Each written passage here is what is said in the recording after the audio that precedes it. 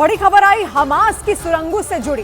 Israel की सेना ने दावा किया कि उसने हमास की सबसे बड़ी सुरंग का पता लगा लिया है। इसके साथ ही इजरायली सेना ने एक वीडियो जारी किया जिसमें उस सुरंग के अंदर चलती हुई कार नजर आई। दावा है कि उस कार में हमास के कमांडर याह्या सिनवार का भाई मोहम्मद सिनवार सवार था। यानी वो सुरंग आकार में इतनी बड़ी है कि उसमें कार तक चलाई जा सकती है। इजरायली सेना के मुताबिक उसने जिस सुरंग का पता लगाया वो उत्तरी गाजा और इजरायल के बीच मौजूद इरेज क्रॉसिंग के नजदीक है और उस सुरंग की लंबाई करीब 4 किलोमीटर बताई जा रही है। दावा है कि इतनी बड़ी सुरंग अब तक इजरायल की सेना को गाजा में नहीं मिली थी, जबकि नेतन्याहू की सेना पिछले 2 महीनों से वहां बहुत बड़ा सैन्य ऑपरेशन चला रही है। और इसी दौरान इजरायली सेना को इतनी बड़ी सुरंग मिली जिसमें कार चल सकती है। इजरायल ने जो वीडियो भी जारी किया उसमें एक कार बड़े ही आराम से सुरंग में चलती दिखाई दी।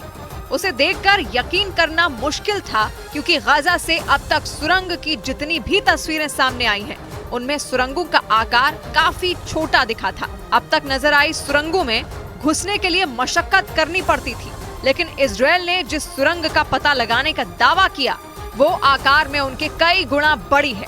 इसमें कार आसानी से चलती दिखी। दावा है कि ये सुरंग इजरायल और उत्तरी गाजा के बीच मौजूद इरेज क्रॉसिंग से महज 400 मीटर दूर है और इसकी लंबाई 4 किलोमीटर है।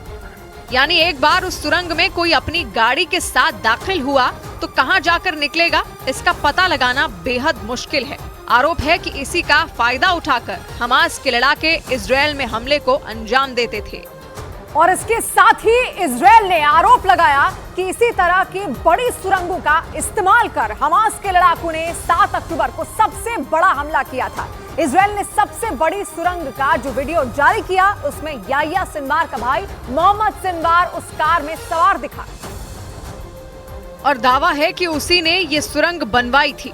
इजरायली सेना के मुताबिक 4 किलोमीटर लंबी इस सुरंग का इस्तेमाल हमास के लड़ाके आने जाने और हथियारों की सप्लाई के लिए करते थे और इसे बनवाने में लाखों डॉलर खर्च किए गए थे।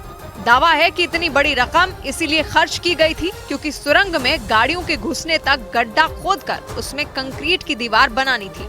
और इस सुरंग को बनवाने वाला मोहम्मद सिनवार था, जिसके ठिकानों पर पिछले महीने इजरायल की सेना ने बहुत बड़ी कार्रवाई की थी। हमास के कमांडर याह्या सिनवार के साथ साथ इजरायल की सेना को उसके भाई मोहम्मद सिनवार की भी तलाश है। माना जाता है कि उत्तरी गाजा में जारी ऑपरेशन से डरकर वो दक्षिणी गाजा में कहीं छिपा हो सकता है। इसीलिए इजरायल की सेना इन दिनों दक्षिणी गाजा में ताबड़तोड़ हमले कर रही है। लेकिन दक्षिणी गाजा में सैन्य ऑपरेशन के साथ साथ उत्तरी गाजा में हमास की सुरंगों को तबाह करने का सिलसिला भी जारी है। इजरायल पहले ही साफ कर चुका है कि गाजा पट्टी में उसका सैन्य ऑपरेशन लंबा चलेगा, क्योंकि इजरायल का मानना है कि जब तक हमास की सभी सुरंगों का पता नहीं चल जाता और जब तक उन्हें तबाह नहीं कर दिया जाता तब तक वो शांत नहीं बैठेगा। यानी गाजा पट्टी में इजरायल का अभियान जारी रहेगा, जबकि अमेरिका समेत उसके कई मददगार देश भी इन दिनों इजरायल पर जंग खत्म करने का दबाव बना रहे हैं। लेकिन इजराइल के प्रधानमंत्री बेंयामिन नेतन्याहू ने अपना फैसला नहीं बदला। माना जा रहा है कि उत्तरी गाजा में सबसे बड़ी सुरंग का पता लगाने के बाद उसे दुनिया को दिखाकर इजरायल ने ये साबित करने की कोशिश की कि हमास के इरादे कितने खतरनाक हैं, क्योंकि अब तक की सबसे बड़ी सुरंग जहां मिली वहां से इरेज क्रॉसिंग बेहद नजदीक है। इस क्रॉसिंग के पास ही इजरायल के सैन्य अड्डे हैं।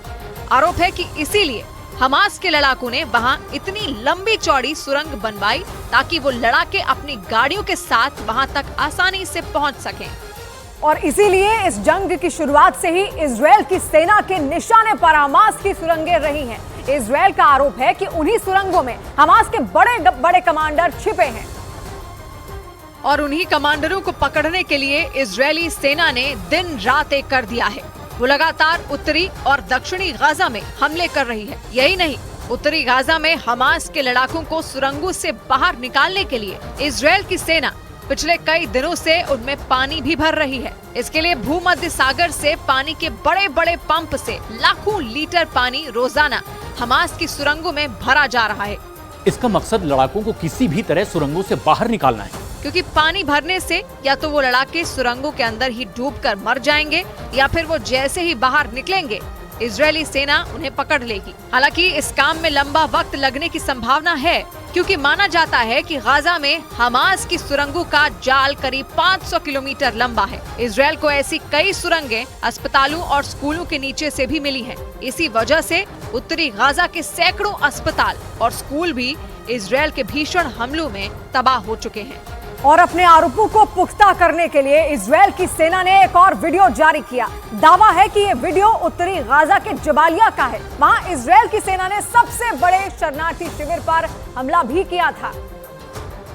और दावा है कि उसी जबालिया में हमास के लड़ाकों ने बच्चों का इस्तेमाल अपने खतरनाक प्लान के लिए किया था।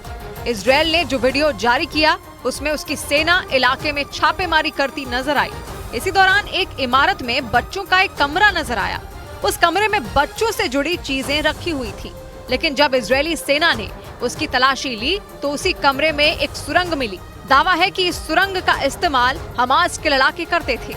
यानी दुनिया को धोखा देने के लिए हमास के लड़ाकों ने स्कूलों और अस्पतालों की आड़ में सुरंगें बनाई थी ताकि वो आसानी से छिप सके। गाजा में इजरायल की सेना इस तरह की कई सुरंगों का पता लगा चुकी है और ये कार्रवाई इजरायल की मुख्य पैदल सेना इकाइयों में एक नाहल ब्रिगेड के सैनिकों के जिम्मे है।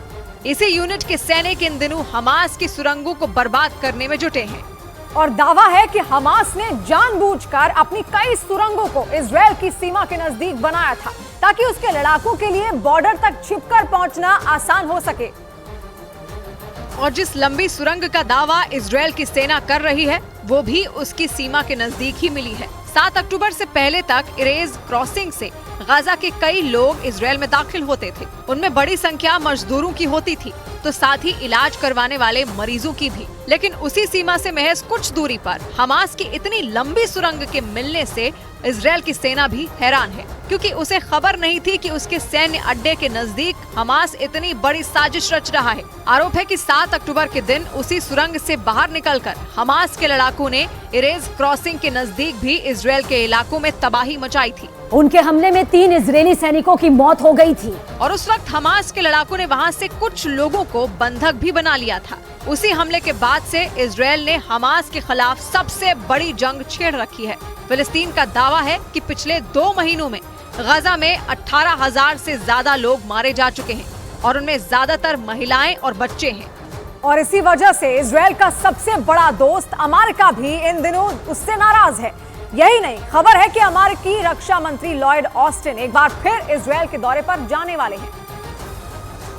और कतर के टीवी चैनल अल जजीरा के मुताबिक अमेरिका एक बार फिर इजरायल पर सीज फायर का दबाव बना सकता है। पिछले हफ्ते ही अमेरिका के राष्ट्रीय सुरक्षा सलाहकार जेक सलिवन ने इजरायल की यात्रा भी की थी। माना जाता है कि उस दौरान उन्होंने नेतन्याहू को बाइडेन का साफ संदेश सुना दिया था। और अब अमेरिकी रक्षा मंत्री लॉयड ऑस्टिन भी उसी मुद्दे पर इजरायल के प्रधानमंत्री से मुलाकात करने वाले हैं। अमेरिका पहले ही 2 टूक कह चुका है कि अगर इजरायल ने गाजा में हमले नहीं रोके तो वो अपने मददगारों से भी समर्थन खो सकता है। माना जा रहा है अमेरिका अपनी साख बचाने के लिए इजरायल पर दबाव बना रहा है, क्योंकि गाजा में कत्लेआम के लिए इजरायल के साथ साथ उसका नाम भी घसीटा जा रहा है। ऐसे में पूरी दुनिया में अमेरिका की भी किरकिरी हो रही है। इसी वजह से अमेरिका ये दिखाने में जुटा है कि वो गाजा की जंग को खत्म कराने के लिए एड़ी चोटी का जोर लगा रहा है।